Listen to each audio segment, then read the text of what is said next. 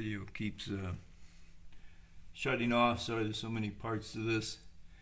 Probably could have left them cut off there, which was my original plan, but I got going. I took all the sway, had all the other lines out, so I went ahead and wrestled them all out of there. I don't know if it was worth it, but I am kind of glad to have it out of there now.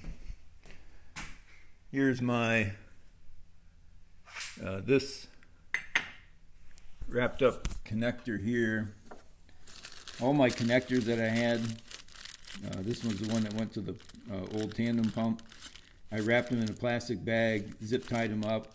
Just want to keep any water from getting out of there, getting into them. That's the pump. There's a lot written. You have to get the power steering pump with a bracket. This is a S500 reservoir. Fit perfectly. There's a screw in the front that self-taps into the frame or into the body. Just be careful, you got a bolt that doesn't bottom out and you strip it out. I ended up running the bolt in first, tapping the threads, and then pulled it back out and measured the depth and then put that on. You have a lot of leftover bolts when you pull the ABC out, and I just took one and cut it off. Kind of a suggestion I didn't do, I may end up doing it again. I don't like the way this power steering high pressure line comes out. This bracket, I mean, you can't attach it to the body, right, because the engine is going to flex. Not sure there's any way to attach it to the engine. I haven't found any way. I did do that little connector down there in the bottom, and take a look from the top. You kind of see it there where the zip ties are. Now there's another style.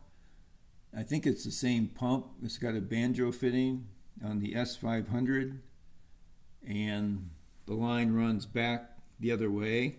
I don't know what effect the power steering line running near the headers would have. I don't know if that's why they run them so far out and around. That would be a cleaner install, but again, I don't know. Heat. Also, I mean, I plan to do some horsepower mods to this car anyway, so probably going to leave this, but I really don't like the way that's there. I'm going to try and figure out some way to make a better connection to it.